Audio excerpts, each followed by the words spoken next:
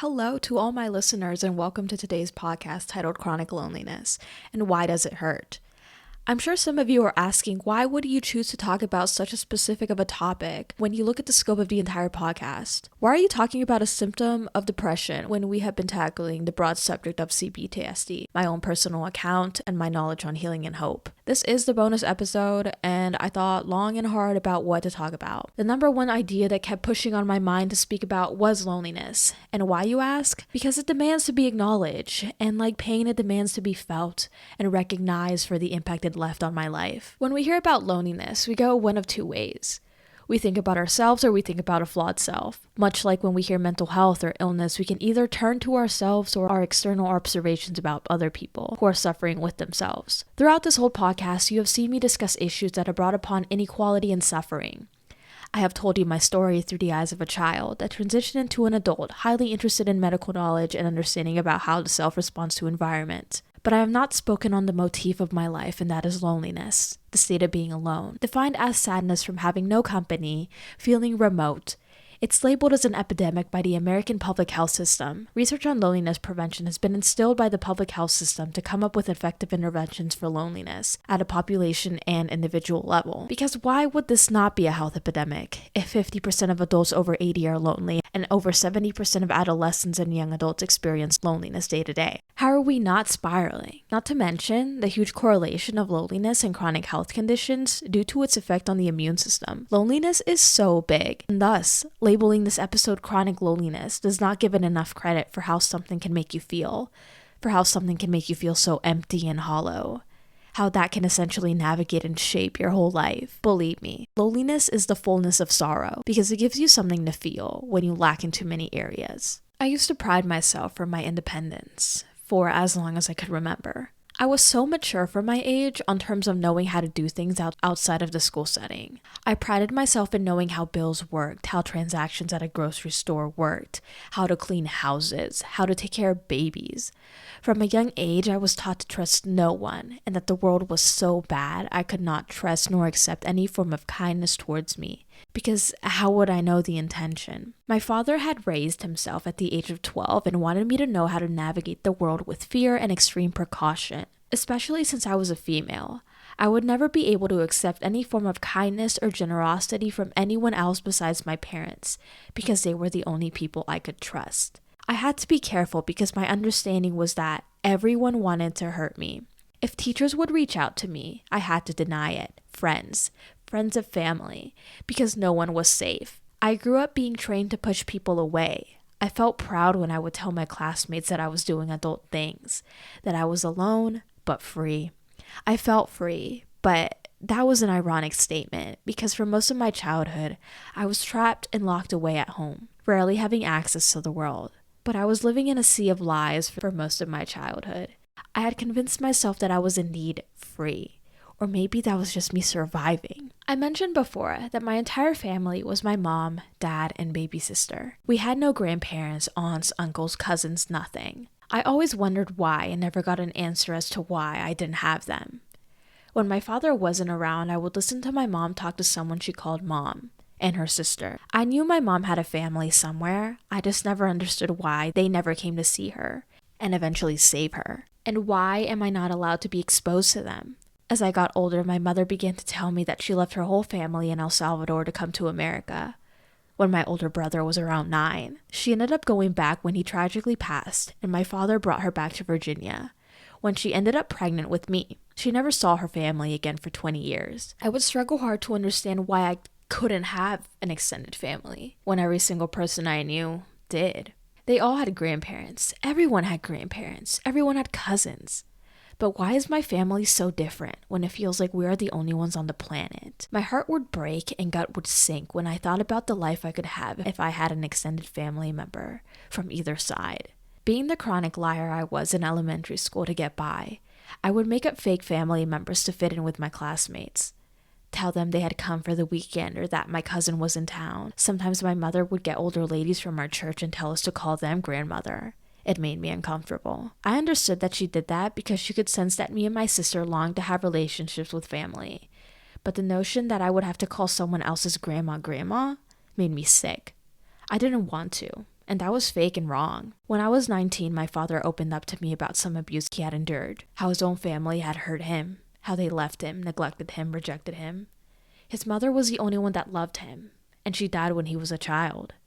He was very damaged. Sometimes generational trauma acts in ways of the victim's attempt to protect, not knowing it actually causes more harm. In his mind, he was shielding us from being hurt by extended family, when in reality, he was hurting us deeply, cutting off so many connections from what we could have, because he never allowed us to have contact with my mom's side of the family either, because of his resentment. He would tell me all extended family was bad and we would be better off by ourselves. I think one of the most life-changing moments in my life was meeting my mother's side of the family at the age of 22. They are a group of the most loving individuals who always longed to meet me. How I immediately knew how much of my pain would have ceased and how much trauma would have not taken place if any one of them would have been present while I was growing up. I would be an entirely different person, but when I finally met them, it was simply too late for me to build those relationships. I was so different from them. I could barely speak Spanish. I had different views on life, different perspectives. I am so different from them. All we get to have is casual conversation.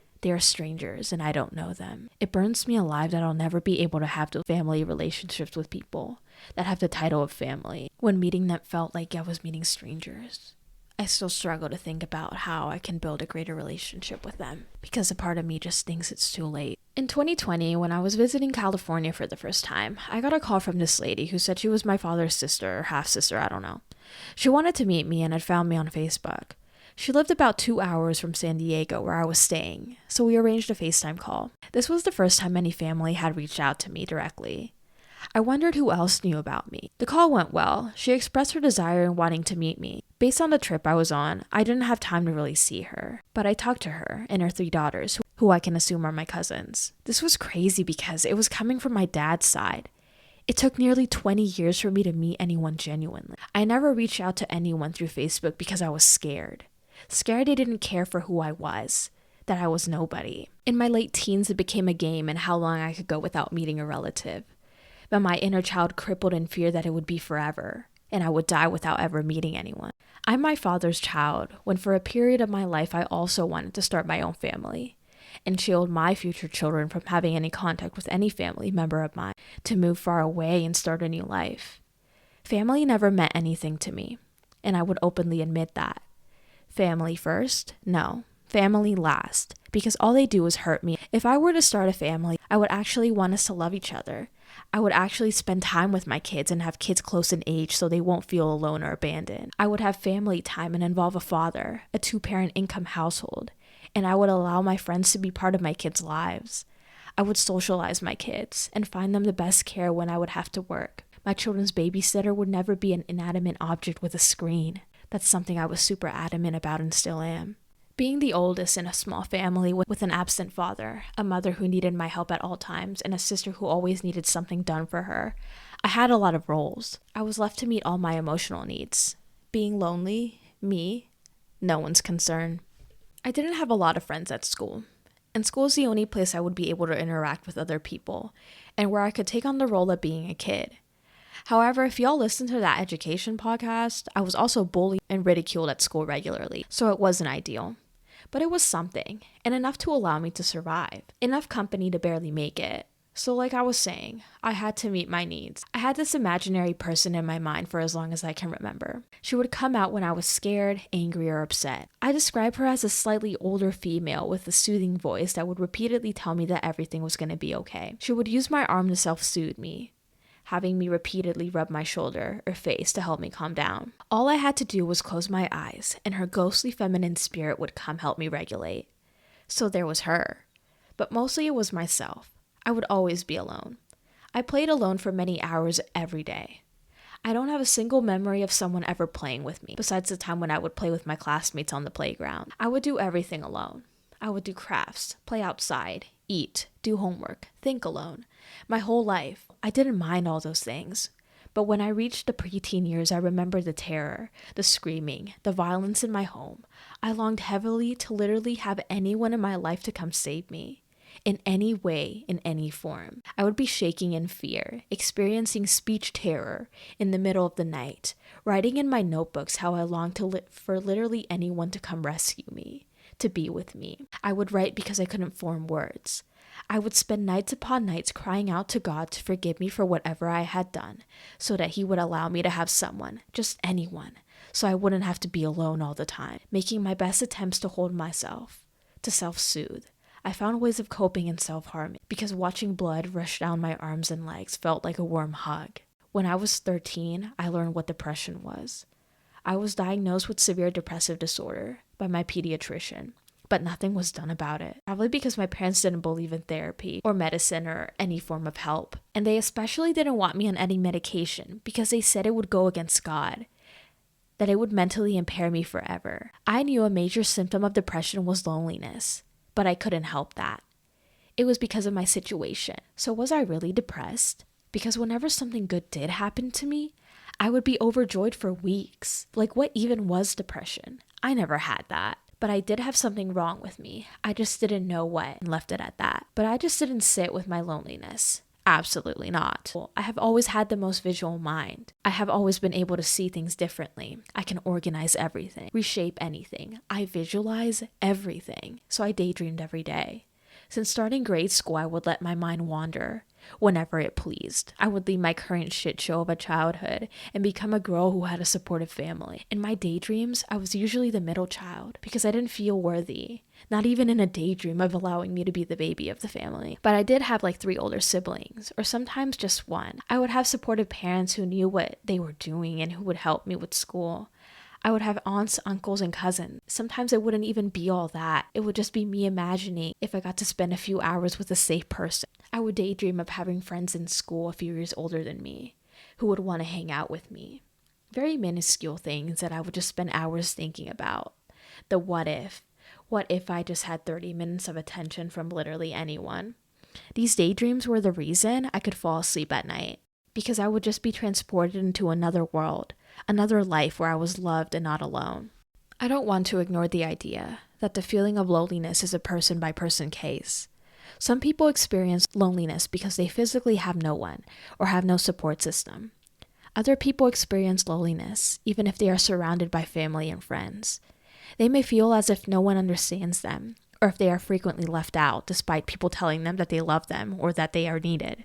Other people simply feel lonely due to mental health reasons. Depression is something that can turn you against yourself, making you have a very negative thought against yourself, or that you are unloved, unworthy, or simply undeserving of having support. When we talk about loneliness, we talk about an invisible health condition, which is very much debilitating. I speak about loneliness because it exists so heavily in our populations, and a major aspect of PTSD is the issue with lack of support systems, with a lack of accountability.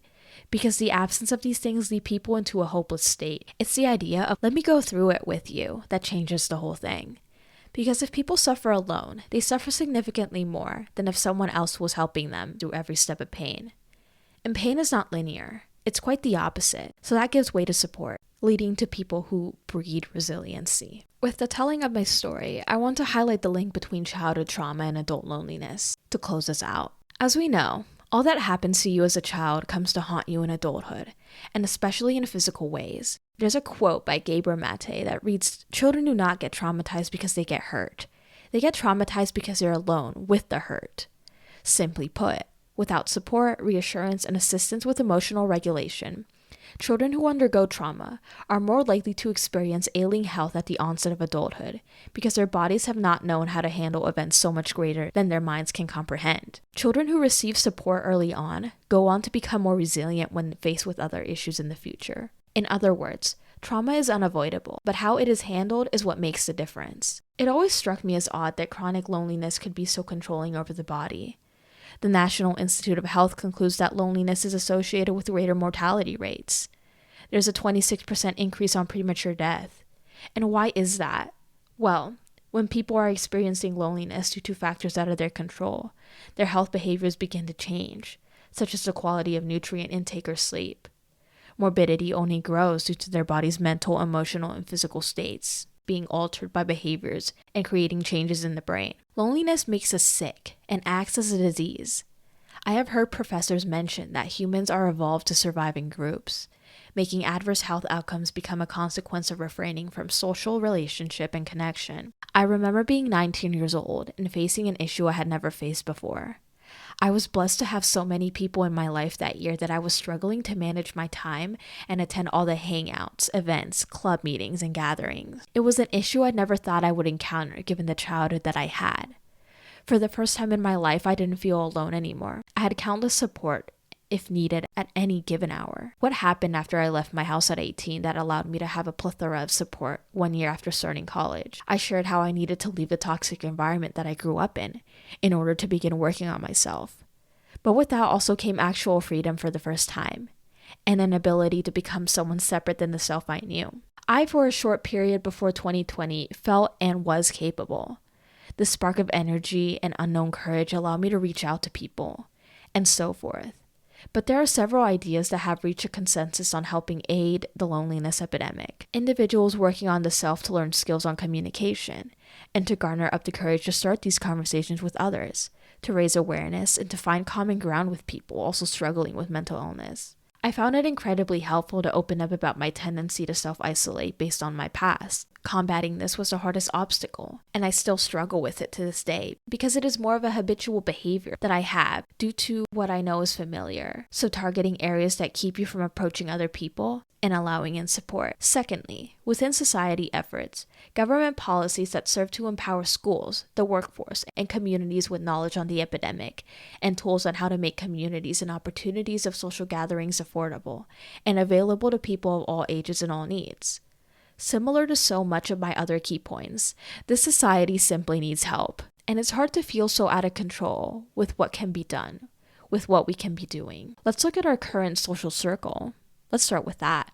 Our parents, a friend, a partner, a neighbor. Who are we as healers if not helpers and changers of the way this new generation approaches mental health? So if we are going to break the generational curse of loneliness, let's start somewhere. And I think this is the perfect route. Let's target the loneliness within ourselves, and through that, change the lives of other people around us. People who don't know they are suffering from that. People who feel stuck but feel like they have no reason to. Let's enlighten people on this issue. Well, that's it. That's the bonus episode, I guess. I thank you guys again so much for tuning into this podcast. It means the world to me that you guys have listened to all 8 episodes so far. And if this is your first time listening to this little short episode, I thank you from the bottom of my heart for tuning in. Please don't forget to like, subscribe, share this with anyone who may be interested on CPTSD, learning more about complex trauma disorders, or any of the related topics of discussion that we have in this series. There is so much more to come. This is only an introduction series where I share my story, but this is the beginning to so much more. And last but not least, I wish that you all be authentically well. And until next time, have a blessed day.